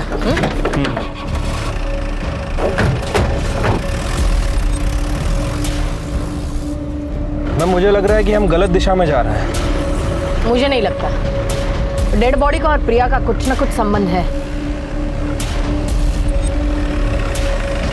मैडम, प्रिया के बारे में कुछ पता चला? हाँ काका, वो अपने बॉयफ्रेंड के साथ भाग गई। नहीं मैडम नहीं, वो लोग झूठ बोल रहे हैं। रोशन की ये दूसरी शादी है। पहली शादी इसी लड़की के बड़ी बहन से हुई थी जो कि 2 महीने नहीं टिकी, वो अपने घर वापस चली गई। क्यों? वो तो मालूम नहीं, लेकिन दोनों लड़कियों के साथ जरूर कुछ गलत हुआ है। आपको उन लड़कियों का घर पता है? हाँ, जो गलत है वो गलत ही है ना बेटा, रोक दे ये सब, नहीं तो तुम्हारे साथ साथ पूरा घर बर्बाद हो जाएगा। रोशन देखो, पुलिस घर के चौखट तक आ पहुंची है ना, बंद कर दे ये सब। मां मुश्किल है। अरे मैं तुम्हारे लिए दूसरी लड़की देखती हूँ। रोशन सुन, किस्मत से ज्यादा किसी को क्या मिला है मैडम? मेरी दोनों बेटियों की किस्मत ही खराब। ये सब उस रोशन की वजह से ही हुआ है। उसने और उसके परिवार ने मिलकर मेरी दोनों बेटियों की जिंदगी बर्बाद कर दी। मैडम मुझे ये बताइए, आपकी बेटी प्रिया, उसने भागने से पहले आपसे बात की थी? प्रिया? ये खबर मुझे आपसे पता चली। ये बताइए आपकी दूसरी बेटी चित्रा कहाँ है?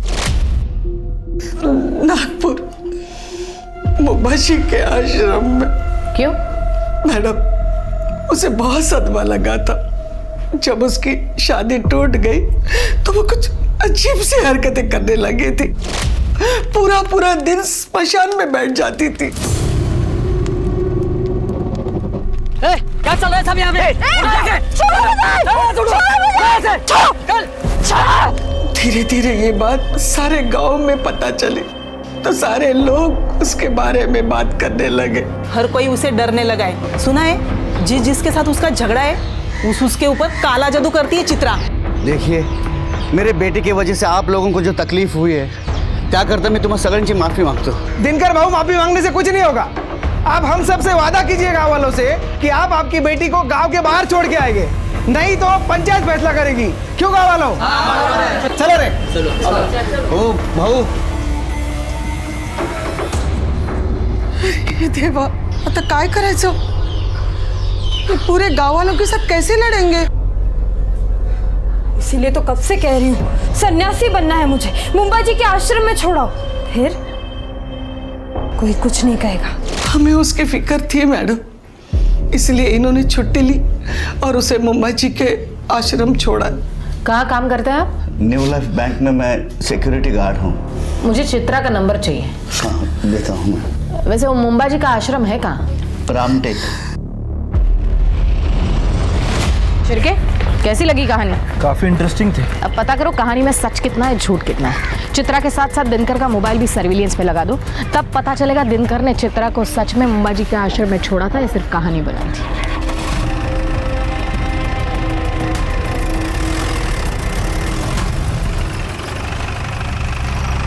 Good morning sir. Good morning. 2 PM report आ गई है। आपने सही कहा था, लड़की का रेप नहीं हुआ है सर। पहले उसे गोली मारी गई, फिर उसे जलाया गया। मैं जानता था। चित्रा और प्रिया के मोबाइल का क्या हुआ? सर दोनों के फोन अभी तक स्विच ऑफ है। इनफैक्ट दोनों के फोन नागपुर में ही स्विच ऑफ हुए थे। इसका मतलब चित्रा भी आश्रम में नहीं है। और दिनकर की phone location? Sir mobile location के हिसाब से दिनकर ने ही चित्रा को मुंबा जी के आश्रम में छोड़ा था। सर एक्चुअली PM रिपोर्ट में और एक चौंका देने वाली बात है। क्या? विक्टिम के बॉडी में मेल्टेड बुलेट मिली है सर। Melted bullet? यस।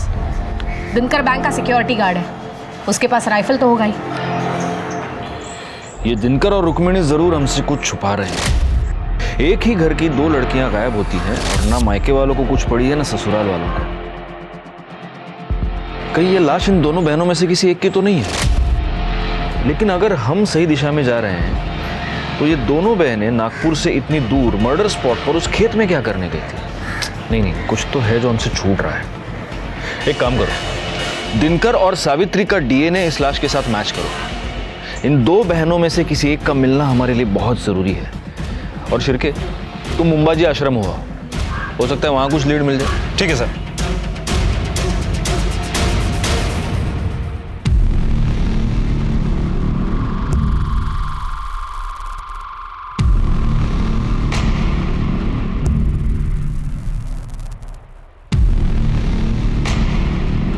बाबा जी की जय हो। जय हो। ये आपके लिए। बढ़िया। बाबा जी हम चित्रा के मामा मामी हैं। चित्रा अक्सर यहाँ पे आती थी, आपको तो पता ही होगा। बहुत होनहार छात्र थी हमारी। उसे हमेशा कुछ न कुछ नया सीखने की चाहत थी। बहुत मानती थी मुझे। उसे तांत्रिक विद्या सीखनी थी, इसलिए यहाँ आई थी। अच्छा, तो अभी चित्रा कहाँ पे है बाबा जी? पता नहीं बेटा। आप यहाँ आने जाने वाले लोगों का रिकॉर्ड तो रखते ही होंगे बाबा जी। बेटा ये भगवान का घर है, यहाँ हर कोई अपनी मर्जी से आता है, अपनी मर्जी से चला जाता है। हाँ, वो बात तो है। आपने कहा कि वो आपकी होनहार छात्रा थी, तो फिर उसने आपको तो बताया होगा कि वो कहाँ गई है या फिर कहाँ जा सकती है। आप उसकी बहन से पूछ लीजिए, वो उसके पास रहेगी। बाबा जी प्रिया भी यहाँ आती थी? हाँ, कभी कभी आती थी।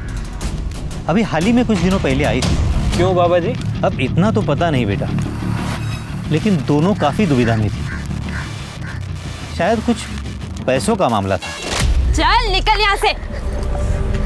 अब काय को आई है मेरे पास पैसे मांगने? हाँ, जब तेरे को चिल्ला चिल्ला कर बोल रही थी कि मत कर उससे शादी। अरे शुक्रिया तो तुझे मेरा करना चाहिए। मेरी वजह से तू शादी से बाहर आ पाई है। अगर मैं नहीं होती तो अभी तक तू वही सड़ रही होती। अच्छा, इतना प्यार? चल चल, झूठ मत बोल। बढ़िया ये एहसान करने वाली। और एक बात याद रख, मैंने नहीं बोला था तुझे उस दलदल में जाने को। हाँ, अब गई है ना तो खुद ही बाहर निकल। हाँ हाँ निकल जाऊं। मुझे पैसे की जरूरत। मेरे पास कहाँ है पैसे? ठीक है, तू बाबा को फोन लगा और बोल तेरे हिस्से के जो पैसे है ना वो मुझे दे दे। तू जानती नहीं है दीदी, नवीन को पाने के लिए मैंने उस घटिया रोशन से शादी की है। मतलब समझ रही है मैं क्या क्या कर सकती। चल ला पैसे निकाल। की दे रही है मुझे? जा, नहीं देती पैसे। जो करना है कर ले, चल जा। दोनों बहनें गायब थी, दोनों में पैसों की वजह से अनबन हो चुकी थी। क्या ये कारण था उन दोनों में से किसी एक के कत्ल का, या फिर कारण कुछ और था जहां पुलिस अभी तक पहुंच नहीं पाई थी? सावित्री और दिनकर की DNA रिपोर्ट से यह साबित हो चुका था कि कत्ल चित्रा या प्रिया में से किसी एक का हुआ था, लेकिन किसका? और आखिर इसके पीछे की वजह क्या थी? मेरे बच्चे। दूसरी रिपोर्ट से यह साबित हो गया था कि लड़की का बलात्कार नहीं हुआ था, और उसके शरीर में मिली मेल्टेड बुलेट यह बता रही थी कि उसकी गोली मारकर हत्या की गई थी। क्या राइफल याद है? इसी से मारा ना अपनी बेटी को? नहीं नहीं मैडम, भला मैं क्यों मारूंगा अपने बेटी को? क्या वजह हो सकती है? अगर तुमने चित्रा को मारा है तो वजह यह है कि तुम उससे तंग आ गए थे, क्योंकि चित्रा अपनी शादी तोड़कर तुम्हारे पास वापस आ गई थी, तुम्हारी नाक कट गई थी। और अगर तुमने प्रिया को मारा है तो उसकी वजह भी हम पता लगा लेंगे। नहीं साहब, मैं सच बोल रहा हूँ, मैंने किसी को नहीं मारा है, आप यकीन कीजिए मेरा। फिर ये राइफल खाली क्यों है? साहब कैसे सांगू तुम्हाला, हमें बुलेट्स घर लाने के लिए अलाउड नहीं है, और वैसे भी ड्यूटी खत्म होते ही मैं बुलेट्स सरेंडर कर देता हूँ। अच्छा, इस कागज में साफ लिखा है कि तुमने 2 एक्स्ट्रा बुलेट्स खरीदी थी, उसका क्या? साहब वो दशहरे के दिन शस्त्र पूजा होती है ना, उस दिन मैं 1 बुलेट फायर करता हूँ। पिछले साल भी दशहरे के दिन मैंने 1 बुलेट फायर की थी। और दूसरी बुलेट सीधे अपनी बेटी पे फायर की है ना? नहीं साहब, वो बुलेट जो है ना, 1 बुलेट वो मैं शिकार पे गया था तभी फायर की थी मैंने। झूठ बहुत अच्छा बोलता है रे तू, लेकिन बैलिस्टिक रिपोर्ट से ये पता चल जाएगा कि तूने अपनी बेटी का मर्डर किया है या नहीं। पुलिस अभी तक इस नतीजे पर नहीं पहुंची थी कि आखिर कत्ल किसका हुआ है, प्रिया का या चित्रा का। केस अंदर ही अंदर नया जाल बुन रहा था, और तभी पुलिस के हाथ इस केस की सबसे महत्वपूर्ण कड़ी लगी। प्रिया का बॉयफ्रेंड नवीन, जो अब तक फरार था। प्रिया की शादी होने के बाद तुम्हारा उसमें इंटरेस्ट खत्म हो चुका था, लेकिन प्रिया सिर्फ तुम्ही से शादी करना चाहती थी, और वो इसलिए तुमसे जबरदस्ती कर रही थी। उससे तंग आकर तुमने प्रिया का मर्डर कर दिया, और उसकी लाश कोई ना पहचाने इसलिए उसकी लाश को जला दिया। ये हमको पता है। अब तुम सिर्फ इतना बताओ कि वो राइफल कहां से लाए थे। नहीं सर, मैंने कुछ नहीं किया सर, और प्रिया जिंदा है। क्या? प्रिया जिंदा है? हाँ सर, और हम दोनों ने शादी भी कर ली है। सर, प्रिया के आई बाबा ने उसकी शादी रोशन से तय की थी। और इसके बावजूद तुमने प्रिया से शादी की? हाँ सर, उसके शादीशुदा होने के बावजूद भी मैंने उससे शादी कर ली, क्योंकि सर उसने जो मुझे दिखाया, सर वो देख के मैं हैरान हो गया था। प्रिया तू काम आजा आगे लग लिया। नवीन, तुम इतना सोच क्यों रहे हो? अब जल्द से जल्द हम भाग जाते हैं, फिर सारी जिंदगी हम साथ में रहेंगे। नवीन, काय झालंय तुला? कुछ बोलता क्यों नहीं है तू? देखो प्रिया, मैं तुम्हारे साथ नहीं आ सकता, तुम्हारी शादी को बहुत दिन हो चुके हैं। नवीन बग, मेरे और रोशन के बीच में कभी कुछ नहीं था, और ना ही कुछ हुआ है। तुम कहना क्या चाहती हो? मैं तुझे कुछ दिखाती हूँ। बग,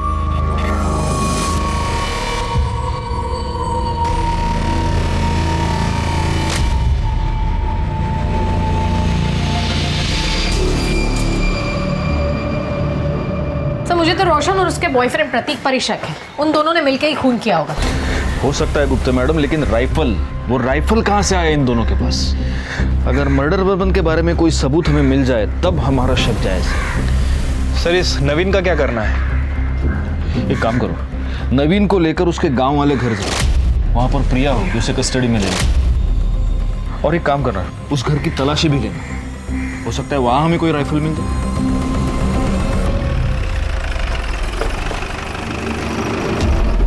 कौन सा घर है? सर वो वाला।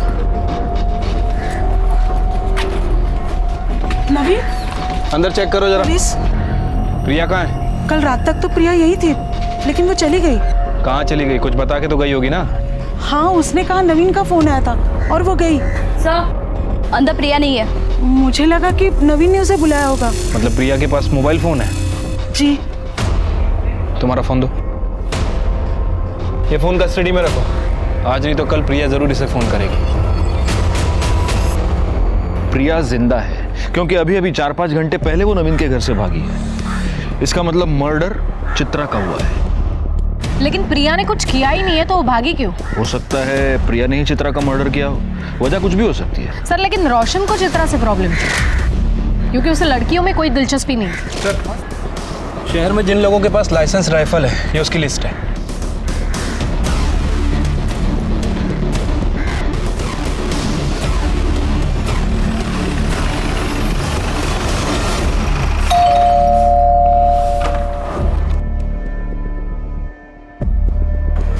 जी? इतना शॉक होने की जरूरत नहीं है।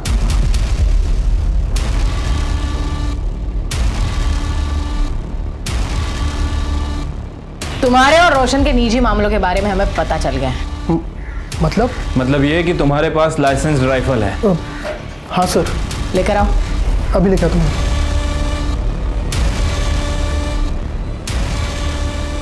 बुलेट्स कहाँ है? हाँ सर।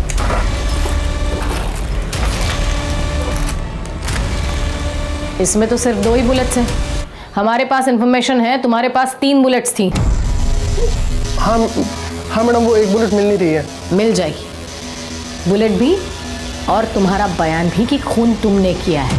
अगर इस राइफल से बुलेट चली है तो बुलेट जरूर मिल जाएगी। तब तक तुम हमारे मेहमान बनो। इस राइफल को बैलिस्टिक रिपोर्ट्स के लिए भेजो। सर सर नवीन का फोन बज रहा है। जल्दी से सर और मैडम को बुला के लाओ। हो सर। नवीन, तुम्हारा फोन बज रहा है, लैंडलाइन से। शायद प्रिया का हो सकता है। स्पीकर ऑन करो और बात करो। हेलो नवीन, कहाँ हो तुम? प्रिया, तुम ठीक तो हो ना प्रिया? तुम्हारी आवाज ऐसी क्यों आ रही है? नवीन बताओ ना, कहाँ हो तुम? प्रिया, मैं यही हूँ। तुम मुझे बताओ, तुम कहाँ हो? मुझे बहुत डर लग रहा है नवीन, कुछ ठीक नहीं लग रहा है। प्रिया, तुम शांत हो जाओ, पहले मुझे बताओ तुम कहाँ हो? नवीन मुझे बहुत डर लग रहा है। प्रिया, इस वक्त नवीन हमारी कस्टडी में है और सेफ है। मैं पुलिस डिपार्टमेंट से बात कर रही हूँ। Police department? तुम्हें डरने की जरूरत नहीं, तुम भी हमारे साथ सेफ हो। बस इतना बताओ, इस वक्त तुम हो कहाँ? मुझे फिर से वहां नहीं जाना। मुझे रोशन और उसके घर वालों के बीच नहीं जाना मैम, प्लीज। प्रिया, तुम्हें डरने की कोई जरूरत नहीं है। उस वजह से हम तुम्हें नहीं ढूंढ रहे हैं। मेरी बात ध्यान से सुनो, हमें तुम्हारी मदद की जरूरत है। तुम्हारी बहन चित्रा को किसी ने जान से मार दिया है। मार दिया?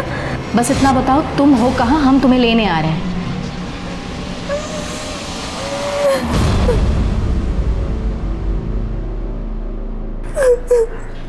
अब हमें बताओ, तुमने चित्रा को क्यों मारा? मैंने ऐसे कुछ नहीं किया है मैडम। मैं अपनी ताई को क्यों मारूंगी? तुम झूठ बोल रही हो। सच ये है कि तुम मंबाजी आश्रम गई थी चित्रा से मिलने के लिए। वहां पर तुम्हारा और चित्रा का झगड़ा हुआ। झगड़ा पैसों को लेकर हुआ था। तुमने चित्रा के पास पैसे मांगे, चित्रा ने तुम्हें पैसे देने से इनकार कर दिया। इसलिए फिर तुमने कॉल करके चित्रा को बुलाया और उसका मर्डर कर दिया। नहीं सर, ये सब झूठ है।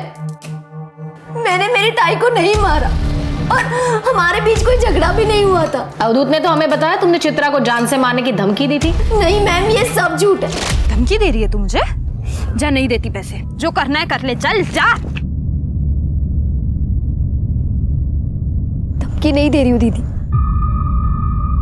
मैं खुद बहुत परेशान हूँ। मैं नवीन से बहुत प्यार करती हूँ दीदी, और सिर्फ आप ही हो जो मेरी मदद कर सकते हो। मैं नवीन से शादी करना चाहती हूँ। उसके लिए मुझे थोड़े पैसों की जरूरत है, और मैं आपको वादा करती हूँ कि मैं आपको सारे पैसे लौटा दूंगी। बस अपनी बड़ी बहन से थोड़ी मदद मांगने आई। तुझे नवीन से शादी करनी थी तो उस रोशन से शादी क्यों की? तुझे क्या लगता है आई बाबा नवीन के साथ शादी करने के लिए तैयार हो जाते? नहीं, इसलिए मैंने प्लान बनाया कि मैं रोशन के साथ शादी करूंगी, फिर उसको छोड़ के भाग जाऊं। और मैंने वैसा ही किया दीदी। दीदी प्लीज मेरी मदद कर दो, प्लीज दीदी। ठीक है,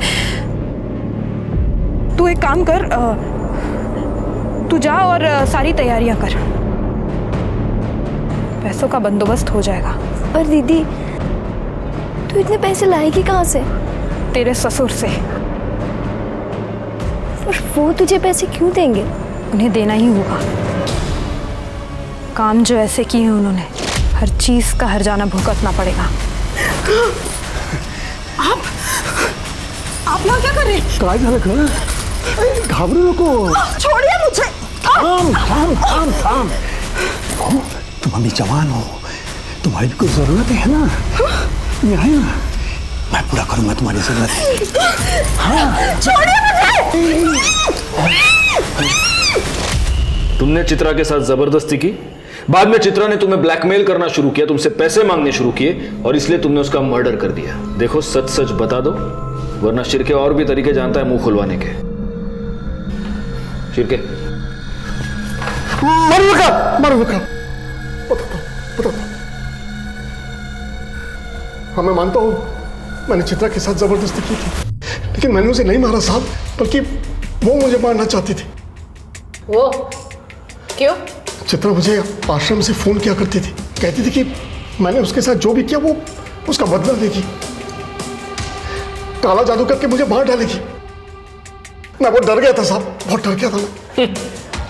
अगर काला जादू करके किसी को मारा जा सकता तो दुनिया के सारे इंसान एक दूसरे को अब तक खत्म कर चुके होते। मैं सच कह रहा हूँ साहब, मैंने कुछ नहीं किया मैंने।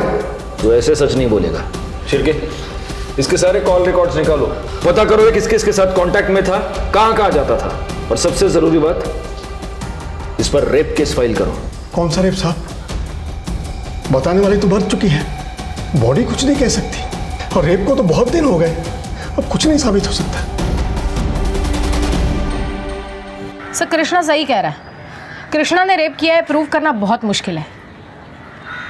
लेकिन हमें कोशिश तो करनी होगी। एक बात बताइए, आसपास के जितने भी पेट्रोल पंप्स हैं उसकी सीसीटीवी फुटेज आपने चेक की है? जी सर, लेकिन ऐसा कोई भी नहीं जो लास्ट कुछ दिनों में किसी भी पेट्रोल पंप से कैन से पेट्रोल लेके गया हो सकता है उसने बाइक में या कार में पेट्रोल भरा हो और वहां से कैन में डाला हो सकता है सर, बैलिस्टिक रिपोर्ट। इस रिपोर्ट के मुताबिक दिनकर की राइफल से कोई बुलेट फायर नहीं हुई, लेकिन प्रतीक की राइफल से हुई है। सर प्रतीक के घर से हमने जो राइफल बरामद की थी उसमें से एक बुलेट मिसिंग थी। क्यों मारा तुमने चित्रा को? वो तो तुम्हें छोड़कर चली गई थी। नहीं सर, मैंने नहीं मारा चित्रा को। तो फिर प्रतीक ने मारा होगा, क्योंकि गोली तो तुम्हारी राइफल से चली थी। नहीं मैडम, मुझे उस बारे में कुछ भी नहीं पता। उस रात तुम दोनों साथ थे ना? हाँ सर, पर हम लोग जल्दी सो गए थे। झूठ बोल रहे हो तुम, क्योंकि चित्रा की डेड बॉडी में जो मेल्टेड बुलेट मिली है वो तुम्हारी बुलेट से मैच करती है। हो सकता है तुम दोनों ने मिलकर उसका मर्डर किया। ऐसा कुछ भी नहीं है, वो दोनों मुझे छोड़ के चली गई थी, हम दोनों का रास्ता साफ था, हम लोग ऐसा क्यों करेंगे? सर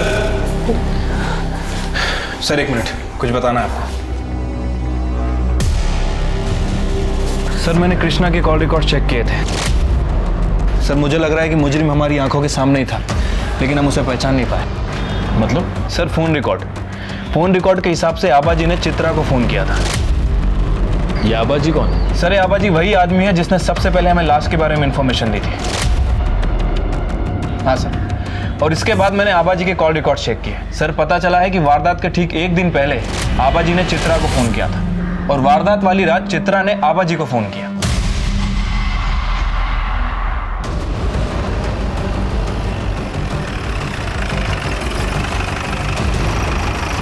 शिरके, घर की तलाशी लो। मैडम मैडम मैडम बताइए ना क्या हुआ? क्या हुआ, कब हुआ, कैसे हुआ, सब पता चलेगा तुझे। पकड़ून ठेवायला। अरे मैडम माझं ऐका ना।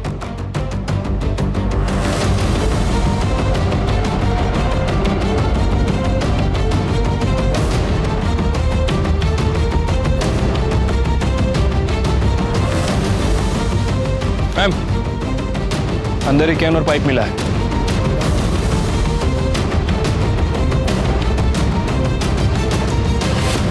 मैंने चित्रा को नहीं मारा साहब। मैं उसे क्यों मारूंगा? वो मुझे जानती तक नहीं थी। वो तुम्हें जानती नहीं थी, लेकिन फिर भी तुम उसको फोन करते थे। मर्डर के एक दिन पहले तुमने चित्रा को फोन किया था। मर्डर वाले दिन चित्रा ने तुम्हें फोन किया था, कृष्णा ने भी तुम्हें फोन किया था। ये सब इत्तेफाक है। इतना ही नहीं, मर्डर वाले दिन तूने अपनी बाइक में पेट्रोल भरवाया, और वो भी फुल टैंक। सीसीटीवी फुटेज में दिख रहा है पेट्रोल पंप की। अगले दिन तूने फिर पेट्रोल भरवाया, और उस दिन तो तू गांव से बाहर भी नहीं गया। 10 लीटर पेट्रोल पी गई तेरी बाइक। हाँ, ये ऐसे नहीं बोलेगा। रिका में सर क्या कृष्णा लगे उन्हें? साहब इन्होंने मुझे फोन नहीं किया था। झूठ मत बोलो, हमारे पास सबूत है कि इसने तुम्हें फोन किया था। आबाजी ने खुद बताया कि उन्होंने तुम्हें फोन करके बताया चित्रा वहां पर पहुंच चुकी है, तुम भी पहुंच जाना। तुम वहां पर पहुंचे और चित्रा का खून किया। खोटे थे, झूठ है साहब। तो सच क्या है? जब से वो चित्रा मुझे धमकी देने लगी है, मैं तो घर से बाहर भी नहीं निकला। मेरा फोन भी रुक्मिणी के पास था। झूठ मत बोलो। मतलब तुमने फोन कृष्णा को नहीं, रुक्मिणी को किया था? मेरे पास चित्रा को मारने के अलावा कोई रास्ता नहीं था। मेरे पति को बचाने के लिए मुझे ये करना पड़ा। इनकी जान को खतरा था चित्रा से। क्या हुआ आपको? चलो चलो ऊपर बैठिए, ऊपर बैठिए। ये क्या हो गया, क्या हो गया आपको? क्या हुआ, क्या मुझे बताइए। चित्रा ने जादू टोना किया है मुझ पर। क्या हुआ, क्या हुआ, क्या हुआ? वो काला जादू जानती है, छोड़ेगी नहीं मुझे। चलिए मत, सब ठीक कर दूंगी। इन्हें जरूर कुछ हुआ है। मुझे डर है कहीं ये पागल ना हो जाए। मुझे पता है ये सब उस चित्रा का किया धरा है। आप उसे कह दीजिए, उसे जितने पैसे चाहिए ना हम देने के लिए तैयार हैं, लेकिन इन्हें कुछ नहीं होना चाहिए। देखो चित्रा, रुक्मिणी जी तुम्हें जितने पैसे चाहिए उतने देने के लिए तैयार है, लेकिन इसके आगे तुम कृष्णा जी को कभी परेशान नहीं करोगी, ना उनसे मिलोगी ना उनको फोन करोगी। ठीक है। चित्रा ने मुझे फोन किया था, क्यों आ रही है? अरे तुम आ गई बेटी, आओ। नमस्कार काका। नमस्कार नमस्कार। पैसों का इंतजाम हो गया है, वो पैसे लेके आते होंगे, तुम बैठो ना, बैठो। वो आ गई है, तुम लोग जल्दी आओ। हाँ ठीक है। मैं रोशन के कमरे में गई। मैंने देखा रोशन और प्रतीक गहरी नींद में थे। मैंने प्रतीक की जेब से उसके घर की चाबी निकाली और चुपचाप वहाँ से चली गई। बाहर मनोहर मेरा इंतजार कर रहा था, उसके साथ उसका एक दोस्त भी था। मनोहर ने अजय को पैसों का लालच देके इस काम में शामिल कर लिया था। वो देखो सामने बैठिए, सामने बैठो। चलो चलो चलो जल्दी। पकड़ उसे। कौन हो तुम लोग? चलो अरे चलो जाओ। प्रतीक की बंदूक लेके हम वहाँ पहुंचे और चित्रा कुछ जान पाए उसके पहले ही उसका मुंह बंद कर दिया और उसे बचाओ! अबे रुक, पकड़ उसे, रुक। गोली की आवाज आबाजी के लिए इशारा था। ये पेट्रोल लेके खेत में पहुंचे। चित्रा का मर्डर भले ही रुक्मिणी ने करवाया था, लेकिन इसके पीछे की सोच हमारे रूढ़िवादी समाज से आती है। रुक्मिणी ने अपने बेटे की होमोसेक्सुअलिटी को छुपाने के लिए उसकी जबरदस्ती शादी करवाई, अपने घर में अपने ही बेटे और अपने पति द्वारा उस पर अत्याचार होने दिया और चुप रही। और जब चित्रा बागी हो गई तो उसे मरवा दिया। गलती चित्रा की भी थी, जिसने सब कुछ चुपचाप सहा और गलत तरीके से कृष्णा से बदला लेने की कोशिश की और अपनी जान गंवा बैठी। ये बात याद रखना बहुत जरूरी है कि बुराई से बुराई पर जीत नामुमकिन है। इंसाफ की लड़ाई सिर्फ और सिर्फ सच से जीती जा सकती है। अब मैं अनूप सोनी आपसे विदा लेता हूं। फिर मुलाकात होगी क्राइम पेट्रोल सतर्क के ब्लैक हेडलाइंस अध्याय में एक और नए केस के साथ। और याद रखें, क्राइम और आपके बीच में सिर्फ इतना फर्क है कि आप कितने सतर्क हैं। सतर्क रहें, सुरक्षित रहें। जय हिंद। क्राइम पेट्रोल के और भी दिलचस्प कहानी देखने के लिए हमारे चैनल को सब्सक्राइब करें और बेल आइकॉन दबाना न भूलें।